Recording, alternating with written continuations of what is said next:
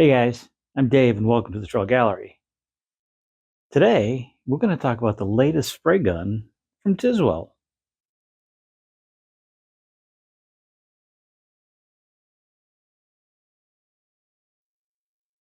If you've been following the channel for a while, you might remember about 6 months ago, the folks over at Tiswall sent me what I considered to be their entry-level spray gun.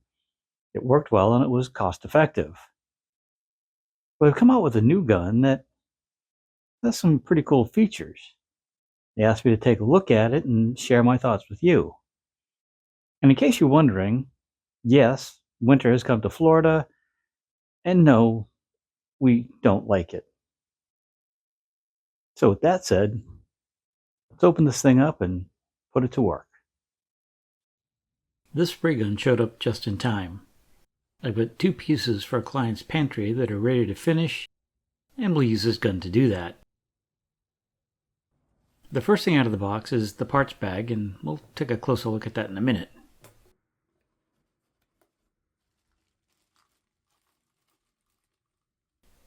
Next comes the owner's manual, and it's written in 6 languages. And finally, we have the gun assembly. You may have noticed that there's no hose or cord.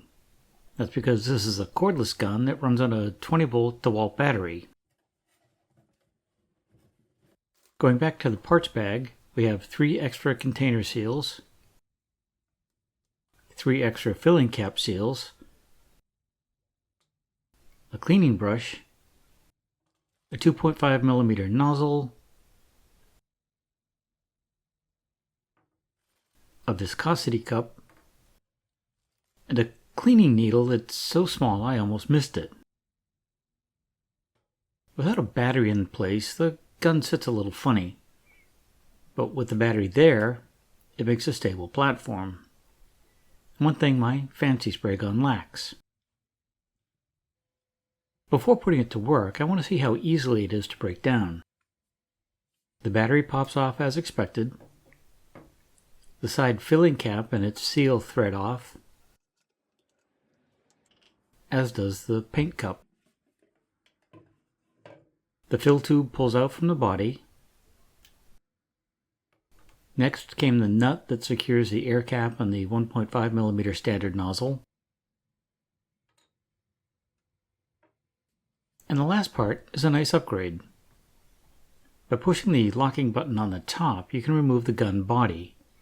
This is great for cleaning since you don't want water or thinner getting into the motor. Reassembling is a breeze, and even though this was my first time, I had the gun back in working order in just about a minute and a half. The air nozzle adjusts easily for spraying horizontally, vertically, or in between for a narrow band, and again we'll look at that in a minute. 2 other nice features are the side filling cap so you can fill your gun without removing the cup, and the flow control dial built into the trigger. Depending on your finish, it may need to be thinned before spraying, and this is true for most guns I've used. Urethane type finishes are usually fine out of the can, but latex paints are too thick. You can thin your paint by about 10% and then run it through a viscosity cup. The cup should be filled to the top and timed to see how long it takes to empty. Well, not empty. What you're looking for is a break in the stream of the finish. You may have to thin it a bit more until it runs through the viscosity cup in under 2 minutes. Once your finish is correctly thinned, it's time to fill your paint cup. I recommend using a filter, especially if your paint is not brand new. It's not uncommon for a clump of goo to form in the paint, and you don't want that in your gun. Now we can put the cup on the gun and get a test board, or in my case the underside of a bottom shelf that will never be seen. I set the air cap for vertical pass and gave it a shot. Next I moved the air cap for a narrow pass and tried that. And finally I set it for a horizontal pass and tested that as well. Since this is my first time with this gun, I kept tweaking the flow adjustment knob. It's hard to explain how much paint flow is too much versus not enough. It kinda comes with practice. But spraying horizontal surfaces is a good way to get used to the flow without causing drips. The second panel went much smoother as I got closer to the correct flow rate.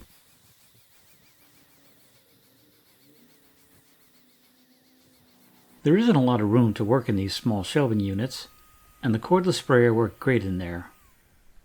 There are no hoses or cords getting in the way, just a compact spray gun. I think I still have the flow a bit high, and that's probably why I'm getting so much overspray. One interesting thing about this gun is you have to partially pull the trigger to start the motor, then with the gun pointed away from your work, pull the trigger completely to start the flow of finish. Every time the flow starts, the gun kind of spits a bit, and you don't want that on your finished product. Once you're done spraying, cleanup is a breeze. I fill the cup with water and set that aside for now. Then I separate the gun body to keep the motor dry while I clean out the business end. I wipe off the fill tube, then pull it out and scrub it inside and out with a cleaning brush. The underside of the gun gets cleaned next, and I use the brush again to help remove any extra paint. The nut and air cap are next, and then the nozzle. Finally, the rest of the gun gets wiped down before going back to clean out the cup. I do my best to remove as much material as I can, especially when dealing with primer. Once everything is clean, I partially fill the cup with water and reassemble the gun. The last step in the cleanout is to run water, or thinner, through your gun until the mist comes out clean. All in, the cleaning and reassembly took me just over 6.5 minutes. If you've ever run out of finish in the middle of the job, then this probably looks familiar. The pickup tube dripping finish while you refill the cup, and it can get pretty messy. I thought I'd give the side fill feature a shot. I just know I'd make a mess if I tried to pour from a gallon can, and my filters didn't sit low enough in the opening to prevent a mess. So I filtered from the can into a cup, and then from the cup into the paint cup. It may be an extra step, but at least it kept everything nice and neat. Although honestly, I'm not sure I'd use this feature regularly. This is the first time I use this gun, but I want to get a few more coats in before I make any decisions. I will say that right out of the gate, this gun was heavier than I'm used to, but the convenience of the no hose, no cord thing is great in tight areas. The sputtering as you pull the trigger takes some getting used to, but in the 2 boxes and 7 or 8 parts, I only goofed up twice. As long as I paid attention, the finish came out nicely. The other nice thing about this gun is it's very quiet. The ambient sound level where I spray is around 41 decibels. While using the spray gun, it only jumped up to around 66.5 decibels, or the level of a conversation.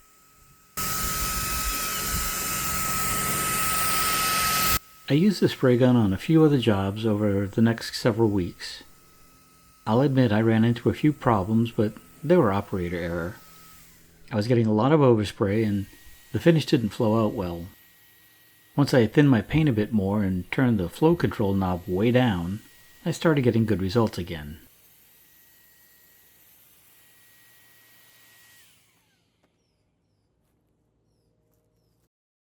After using the Tiswall Shark 700D on a couple of projects, I found some pros and cons. I like the fact that it has no cord or hoses, and that's a big plus when you're working inside a cabinet or other tight spaces. The battery does make it heavier than standard HVLP sprayers, but that's a trade-off for convenience. And you will go through some batteries, at least if you're spraying for more than, say, 15 minutes at a time. If your battery starts to lose power, you'll quickly notice a drop in spray performance, so keep an eye out for that. So would I recommend this spray gun? If you need a spray gun for the occasional small job, then yes, this should do the trick. If you usually spray for longer periods of time, then maybe look at another option, or at least have several 20-volt batteries handy. All in all, I think Tiswall did a nice job on this gun. I may just keep this one for those times I'm finishing in tight spaces. Love to hear your thoughts on this video and what you think of a spray gun that doesn't have any cords or hoses. I'll leave a link below to where you can get one for yourself, and they're pretty reasonably priced, especially if you're already using DeWalt batteries. If you enjoyed this video, maybe give us a thumbs up and share it with friends. If you haven't already, take this time to hit that subscribe button, little bell, so you get notified each time I put out a new video. Usual, don't have a clue what's coming up next, but it should be something interesting. Until then, stay safe, have a great day, and we'll see you soon.